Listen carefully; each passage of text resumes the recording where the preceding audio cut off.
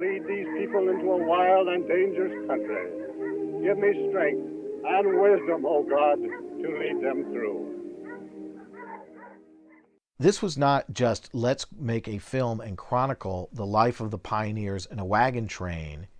This was that these filmmakers literally relived those circumstances because that's the way it was at the time the film was made. It started April 20th, 1930, and finished on August 20th. There were 20,000 extras involved, 1,800 heads of cattle, 1,400 horses, 500 buffaloes, 725 Indians belonging to 5 tribes, Cheyennes, Crows, Shoshones, Blackfeet, and Arapahoes, 185 wagons, 93 principals, a production staff of 200, 22 cameramen. The company traveled 4,300 miles in 7 states: Arizona, California, Wyoming, Idaho, Montana, Utah, and Oregon. They also had 12 Indian guides and 123 baggage trains, 700 chickens, pigs, and dogs. So that gives you the magnitude of the production. There's almost like an Apocalypse Now quality to that shoot, a real gamble. They also show off the West before it was kind of totally transformed into a civilized environment. And so you really get a sense of what it was like to make that pilgrimage. If they were shooting a scene with the wagons crossing the river, guess what? They went ahead and they forded a river with prairie schooners. So this was a real bear of a task. With the Big Trail, they were shooting it in 2 different versions. You had the grandeur version and you also had the regular Academy version. So every scene was done at least twice with different cameras. Just to make it even more complicated, this was before sound editors had figured out how to do dubbing, so that in order to make films, in this case for the Spanish-speaking, the German-speaking, and the Italian-speaking market, they made separate versions of the Big Trail in all of these languages. Only L. Brendel, who plays the henpecked pioneer, was able to reproduce his role in the German version, and only Charles Stevens, who plays Lopez, was able to reproduce his role in the Spanish version. When you think of just how complicated this film was, it's amazing that it came in at a reported $2 million. It's everything a Missourian's heart could crave.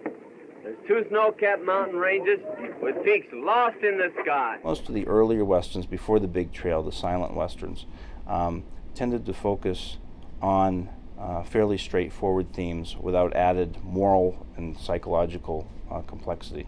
People expecting a story with twists, many different twists, would be disappointed by the Big Trail. It has a sort of majestic flow. It's an odyssey, and it's as much about the landscape as it is about the people. Once you take to the water, well, it's every man and critter for himself, eh?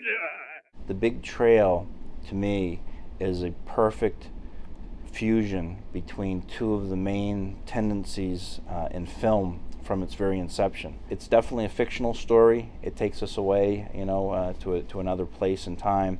But at the same time, the Big Trail presents almost a documentary-like feeling of watching this wagon train forge its way, through the western wilderness. You sometimes forget for a while that you're caught up in an imaginative world and feel like you're watching something like a documentary by Robert Flaherty, detailing a real group of people encountering real obstacles.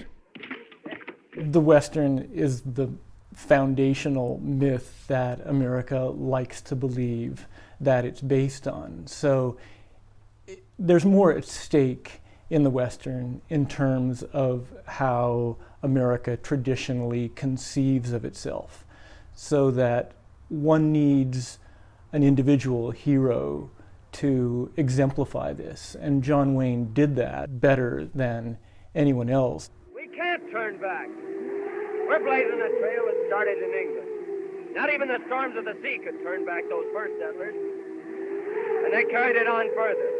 They blazed it on through the wilderness of Kentucky. Famine, hunger, not even massacres could stop them.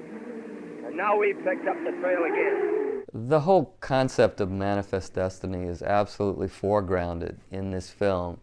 It had been there in a number of Westerns before this, but never perhaps articulated so specifically as it is in this movie. That concept, of course, is very politically incorrect these days, because one of the things that the settlers did was to brush aside the people who were already there, the Native Americans. But during this period of time, the whole idea of Manifest Destiny was absolutely intertwined with Western films and became part of a whole mythology of the strength and the moral character of America's pioneers and how they established this civilization in this very difficult wilderness, and established it not just from a physical point of view, but from a moral point of view as well. There we go. Huh? I guess we was just a little too much for him. The film very much feels like an early sound film, as if they haven't quite, especially among the actors, solved all the problems of early sound. You've got all this primitive sound equipment, and you're shooting out of doors.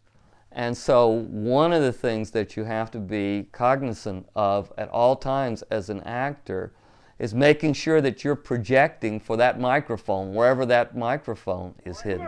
We had a run-in the first day. Yeah? No, he ain't no settler. And he ain't no bullwhacker. Wonder what he come along for. He come along to buzz that Cameron guy. The cast in this film is a really kind of strange, bizarre cast. There are some real interesting performers here. Tyrone Power's father, Tyrone Power Sr., who plays one of the villains in the film. Yes, what do you figure to do about it, eh? This was his only sound film, so it's the only one to capture that incredible low growling voice. And remarkably enough, when you see him in The Big Trail, where he looks just half civilized, he was quite the Broadway matinee idol in his youth. And you can see him in a surviving film from 1916 called Where Are My Children, which is about abortion and birth control, directed by Lois Weber, where he's quite handsome. Or if you don't, I'll tell that little filly there's a wide open noose waiting for you. It's an interesting performance, I think, in the sense of watching the father of a famous actor who's not as well known today, really playing an integral role in a very important film. If he asks after me, you tell him you never seen me till you signed on this trip. You're too late. One of the other interesting actors in The Big Trail is the actor who plays Lopez. He's an actor named Charles Stevens, who was Geronimo's grandson. So he's a sort of genuine Apache heritage and had an incredibly long career playing mainly Hispanic but also Indian characters in films, from Douglas Fairbanks films in the teens through the 1960s. You need no brains. You got Now you're talking sense. The female lead was played by Marguerite Churchill, and she's very interesting because she wound up being the wife of George O'Brien, who starred in several of John Ford's features early on. And George O'Brien was the main actor in Ford's The Iron Horse. Marguerite Churchill's performance was very intriguing. I loathe the very sight of you. What have I done now? You've made me the joke of the plains. Several of the actors, Tyrone Power Sr. and Margaret Churchill, they're stage actors, and they're brought into Hollywood at this time because everybody's scrambling to find actors who can really deliver dialogue in a convincing fashion. And so they don't really have much experience with filmmaking yet. And suddenly, here you have a bunch of New York actors thrown into the Old West and traveling around all over the place, places like Yuma, Arizona, and Jackson Hole, and up to Montana, and to the Sequoias, and so forth. And these are urban people. And so they're not that comfortable with this kind of thing. They also, it's very frustrating to them, being stage actors, to have to do they're acting a little bit at a time, a little piece at a time. And so they have their own particular performance style. And then you have somebody like John Wayne, who's just a relative newcomer. He's been in a few films, mostly in very minor kinds of roles, and then suddenly he's asked to carry this movie, to be the star of this movie. He has no real stage acting training whatsoever, but he's a kind of natural, and that's why Raoul Walsh, I think, wanted him for this part and sold him to Winfield Sheehan and the other Fox executives, that he had the look of a Western hero. He had a kind of naturalness about him. But in terms of experience, he can't hold a candle to these New York actors. So when you see a film like The Big Trail, and the acting seems to be a little bit emphatic, maybe, is the best word I can say, to me, it's amazing that the acting is as good as it is, given all of the challenges that they faced when they made this picture.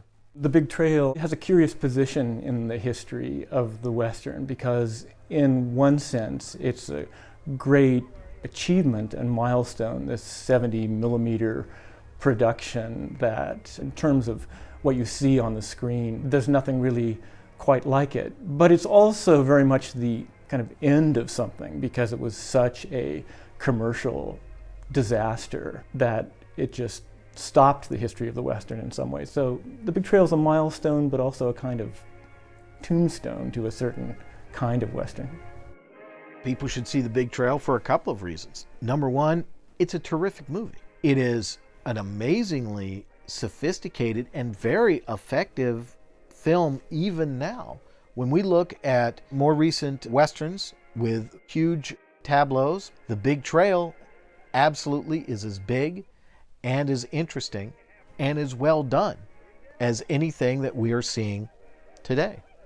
It is historically interesting because, of course, you see a very good, solid performance by a young man who became the biggest movie star in the history of cinema.